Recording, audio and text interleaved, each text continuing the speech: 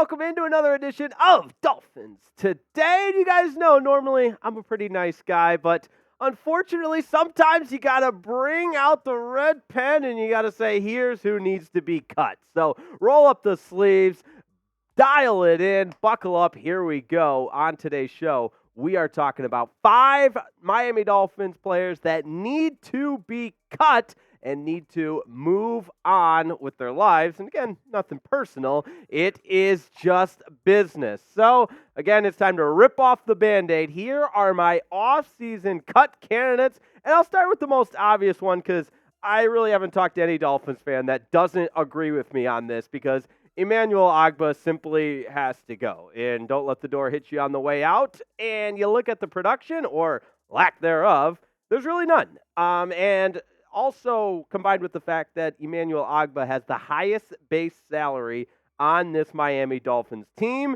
and he played less than 20% of defensive snaps. Now, I know, new defensive coordinator, maybe a new opportunity for Emmanuel Ogbah, but the Dolphins are in salary cap hell as it is.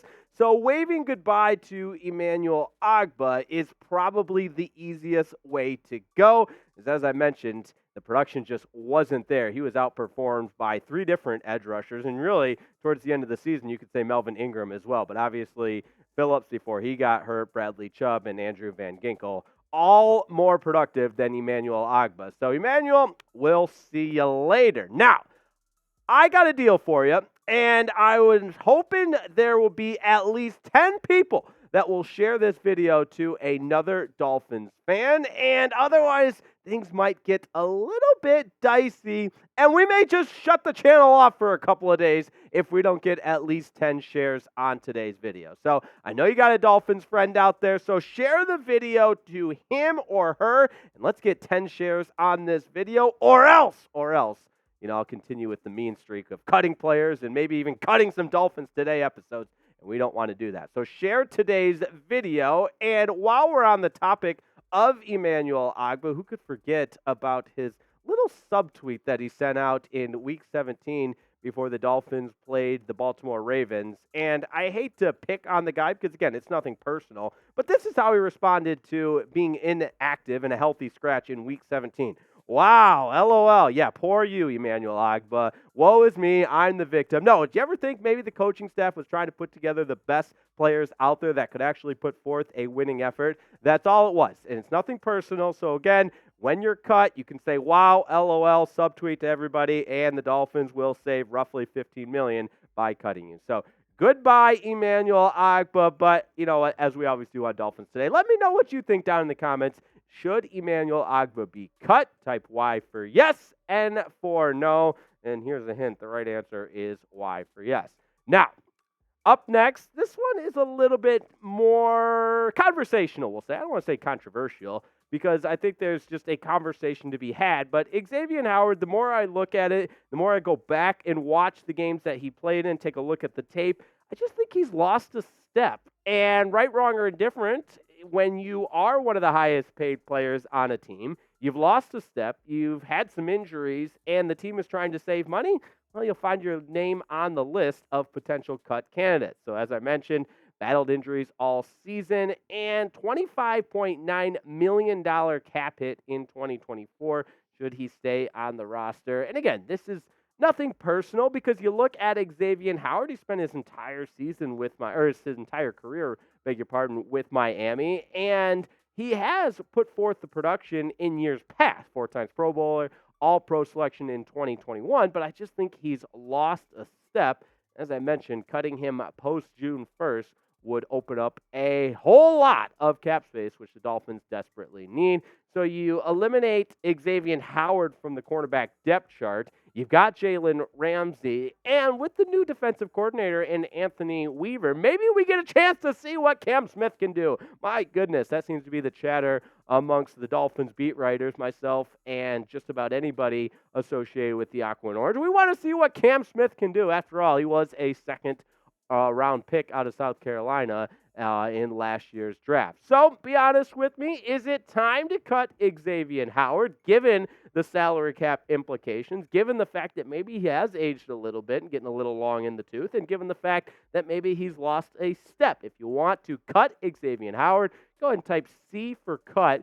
You want to keep him on the roster and say, Riepma, this guy was an all-pro not too long ago. Let's keep him. Go ahead and type K for keep. And again, hint, that's the wrong answer. Now, we're going to continue with some more cut candidates. But first, I want to give a huge shout out to today's presenting sponsor and the only ticketing app you'll ever need because it's the best. And here's a little secret. The big game, ever heard of it? Yeah, it's coming right up on Sunday. And maybe, just maybe, the Dolphins will be there next year. But this year, it's in Vegas. And this is an awesome deal for both new and existing customers. You can get $100 off your ticket to the big game with that promo code Vegas100. Don't worry, we'll put it in the comments and description of today's video. And you're probably saying, Riepma, tickets are like 20 grand. What's 100 going to do? I'll tell you what, $100 in Vegas, you know what? Maybe you throw that on red in roulette and you double it, and then you double it again. Or maybe, you know what? It's just a couple rounds of drinks. I know if you're out in Vegas that $100 might actually go a long way. And I don't want to insult anybody by saying, yeah, tickets aren't that bad. Of course, tickets are very expensive, but every little bit helps. And there's a lot you can do in Vegas with $100. Heck, maybe it covers your Uber fare to and from the big game. But anyways, take advantage of that opportunity. Vegas100 is the promo code you'll use there. And as always, we're offering $20 off your first purchase for new ticket users with that promo code FINSCHAT. So we'll put both those links in the comments and description of today's video. But you know all about the Game Time app. Gives you the best deal, lowest price possible on last-minute ticket deals so you never miss out. Not just football. We're talking basketball. Baseball season's coming up. Feeling good about those Marlins, by the way. And, oh, yeah, don't forget about concerts as well. So download the Game Time app. Use promo code FINSCHAT for $20 off. And if you're going to the big game, use promo code Vegas100. Now, while we're in the mood of saying goodbye to our cut candidates, let's continue on. And next on the list, probably the one that warrants the least amount of discussion. And as always, I'll say it one more time, sounding like a broken record. Nothing personal, but Keion Crossen, your time with Miami Dolphins should be coming to an end. Here's a guy that's battled a lot of injuries, and they took a little bit of a flyer on him, trying to bring him to Miami after his time with the Houston Texans. Did not play in 2022, and cutting Keion Crossen would save the Dolphins over $3 million in cap space. So again, he didn't even play in 2023. Following that knee injury, just really has not been the same ever since then. So unfortunately, for Keion Crossen, it's time to go. You cut Keion Crossen and you save $3.2 million. Now, because we had the shortest explanation with Keion, this one's the most challenging. And I tried to bury it there, not necessarily last, not first, but Jerome Baker, and this one breaks my heart because I love Jerome Baker. You watch Hard Knocks and you get attached to these guys, and he's put his heart on the line for the Miami Dolphins and for the Aqua and Orange time and time again, and that's why it pains me to put Jerome Baker on this list. But you got to start, unfortunately, peeling back the layers and looking at this from the Miami Dolphins perspective, from a business perspective. Again, nothing personal. It's just the way it is. But it would clear nearly $10 million in cap space. And it's hard because the production is there. And you look at what he was able to do in 13 games played. Again, missed some games with some injuries, but had the 2 interceptions, was a playmaker, and somewhat of a vocal leader for the Dolphins. And a guy that since coming over has really helped this defense. But as we've been saying all offseason long, it's kind of the in with the new, out with the old, in with the new type of approach. And because that cap situation is what it is, you'd save nearly $10 million. And this is not to take away from Jerome Baker because, again, what I always say about Pro Football Focus, it's just one other benchmark. It's not the Bible, but he was the 42nd ranked inside linebacker overall. And so that simple math would tell you there's 41 other inside linebackers that might be better than Jerome Baker. So this one pains me because I like Jerome Baker. I really do. But I think just given the situation with this organization as a whole, he might be a guy that we have to say goodbye to. But I'll ask you and phrase it this way. How important do you think Jerome Baker is to the success of the Miami Dolphins on the defensive side of the ball? Go ahead and scale it for me 1 through 10. Now, without Jerome Baker in the 4 games that he missed, they were 2-2.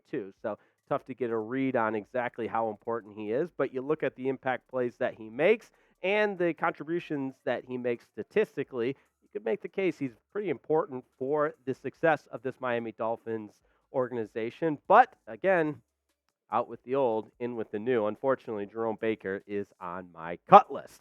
And last but certainly not least, this one also is a little bit painful to say, but it's part of the theme of the offseason. Jeff Wilson Jr. continued to find himself buried on that running back depth chart. It's really a testament to the breakout season Raheem Mostert had, as well as obviously the rookie phenom Devon Achane. And with Jeff Wilson, if you cut him, you'd save roughly $3 million in cap space. And again, just given his age and experience level, it's all there, but he just found himself slipping down in the depth chart. That's not to take away some of the production he had. You think of that game against the Dallas Cowboys. He had a big run in that game on Christmas Eve. But unfortunately, the running back position group as a whole is a young man's game, brother. It's a young man's game. And Raheem Mostert is the unquestioned running back number 1. Devon Achane right there with him at 1A.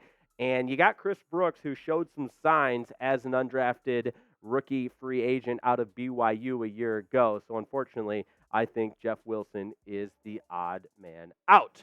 Now, I want to thank everybody for tuning in to today's episode of Dolphins Today. And if you haven't yet shared the episode, oh boy, don't make me get angry. Please share the video as we continue to grow on Dolphins Today. We don't want to have any shutdowns during our off-season coverage, so make sure we get at least 10 shares of today's video. And as always, a huge shout out to my producer today, Jeffrey Cooperstein. Couldn't do it without him. Appreciate his contributions to Dolphins Today. And hey, have a wonderful afternoon, and we'll see you next time on Dolphins Today.